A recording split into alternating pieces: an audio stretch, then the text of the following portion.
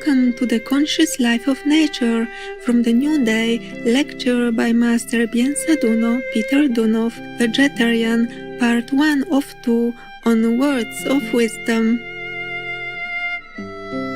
The spiritual lineage of the Universal White Brotherhood was founded by Master Beinsa Douno, also known as Peter Konstantinov Deunov of Bulgaria in 1897. Master Beinsa Douno taught that the qualities of humility, obedience, honesty, goodness, intelligence, and nobility are foremost in spiritual practice. He explained that one should walk the path of love, wisdom, and truth. The Universal White Brotherhood believes that God is in everything, in the stones, the plants, the water, the air, the animals, and the light. Following the principle of Ahimsa or non-violence, Master Beinsa Douno practiced and preached a vegetarian diet.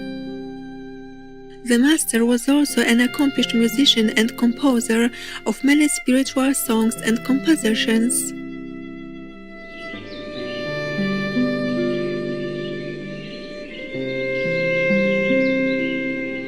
Today we will read a selection from Master Beinsa Douno's lecture titled The New Day, held on January 17th, 1940 at the General Esoteric class in Izgrev, Sofia, Bulgaria. In this excerpt, the Master gives insight on the functioning of both the inner and outer forces of a person and how these forces play a role in the manifesting of the three-dimensional world. The New Day.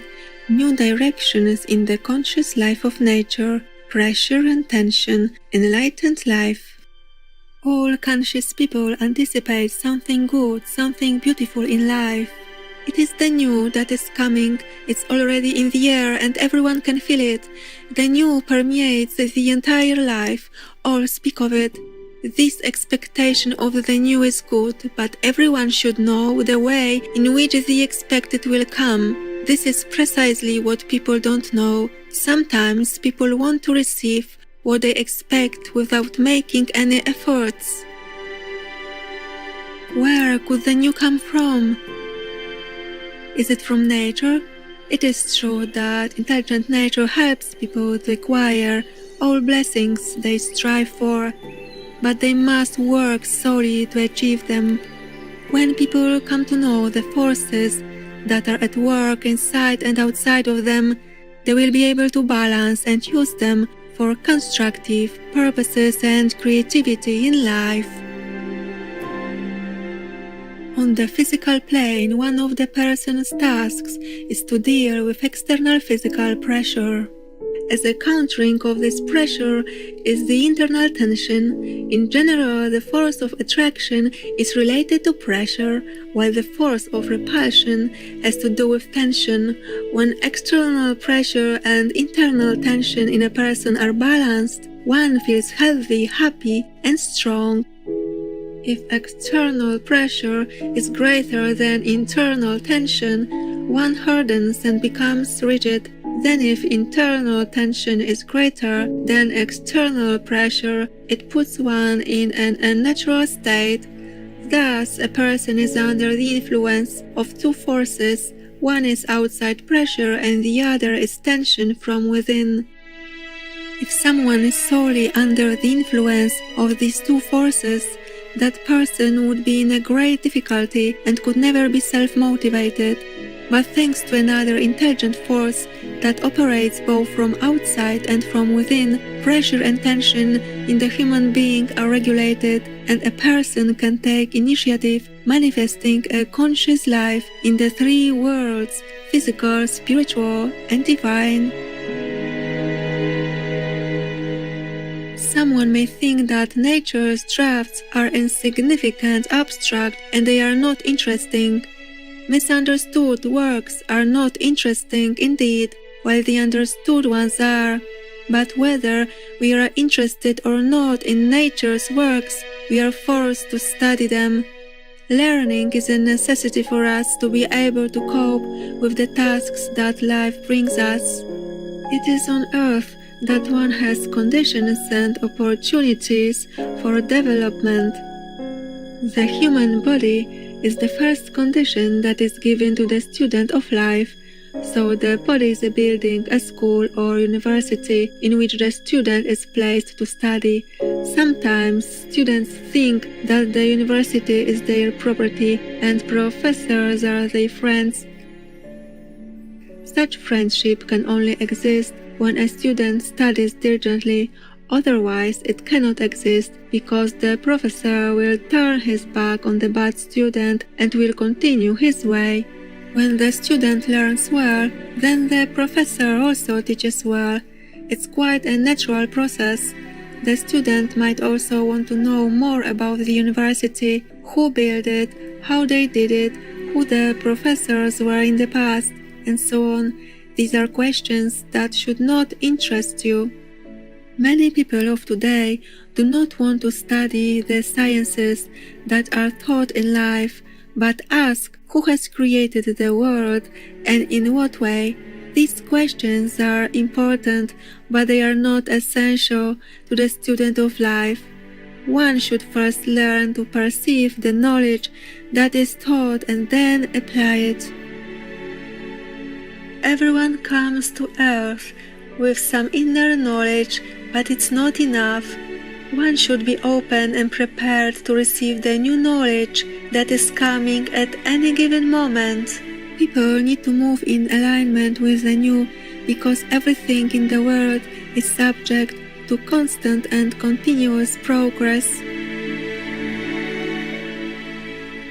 What's important for every person nowadays is to study life in three aspects: life as a science, life as an art, and life as a force, realizing that they study in the great university of Earth. One after the other, professors come and teach their lessons. You understand some of them, but not all. Why? It's because they speak in three different languages: physical, spiritual, and divine. Physical life is taught in a physical language, spiritual life in a spiritual language, and divine life in the divine language.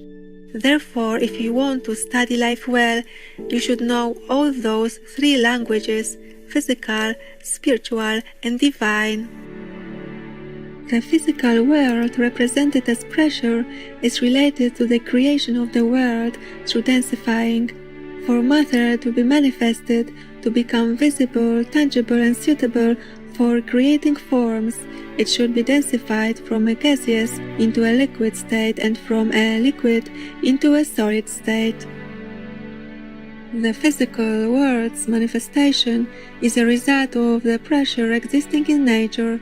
The spiritual world's manifestation is a result of the internal tension, and the divine world's manifestation is a result of the supreme intelligence that regulates both forces, pressure and tension. Without perceiving the world in its triple manifestation, someone may think that everything depends only on the material world, thus believing that it's easy to act and move in life. It is easy indeed, but for those who understand the world, not for the unaware ones. When people are exposed to great difficulties in life without knowledge of how to cope with them, they will be at risk to pass through great misfortunes and sufferings. People need positive knowledge to deal with the obstacles which they alone have put in their way because of their ignorance. Then nature opposes them too. There are no greater obstacles than those that people create by themselves when they ignore the laws of life. The barriers that one encounters on the path of life stem from the lack of understanding, external pressure or outside conditions, and internal tension or inner opportunities. Pressure and tension have their sensible reasons, but as we do not understand them, we think that they are something mechanical, and as a result we have an unreasonable attitude toward them. So a person is placed between the fire of those two forces, external and internal. One is under attack both from inside and from outside, and willingly or not, that one will have to go through that zone. What should a person do to pass through it and exit without harm? You will say that only God can arrange that.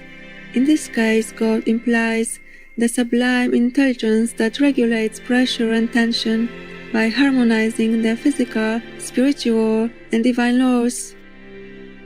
Some people complain of being extremely nervous and tense. They should not complain but be thankful for the internal tension.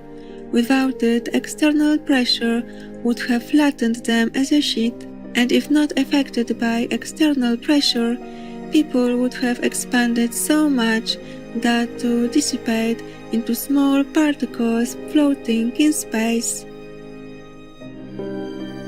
Studying physical pressure and tension, one sees that there are also psychic pressure and tension which affect the person's mental life. For example, one bad word spoken to someone can produce either physical pressure or tension in that person. If the word acts from outside, it causes psychic pressure. If a person lets it in, it produces psychic tension, and as a bomb it can explode, causing harm even to the physical body. Those who have not experienced the power of words cannot imagine the impact they could have on a person. For example, a young man returned from abroad to see his parents, thanked them for all their care, and showed them his diploma. But on his way home he met somebody who told him of his father's death. Do you know how these words could have affected the young man? They could have had a devastating effect on his psychic and physical life. Sometimes, without any evident reason, one can suffer a defeat. We have real-life cases of people who have lost their speech and motion as they were walking. What has happened to them? You might say that they got paralyzed. We say that external pressure was greater than they could bear. They befell in a difficult situation and could not handle it. This caused them great worries, anxiety, and disturbance that created a strong inner tension. The two forces within pressure and tension became imbalanced. The person could not cope with them and got paralyzed.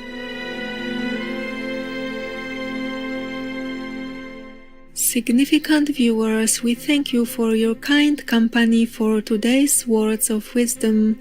Please join us again tomorrow for part 2 of this program.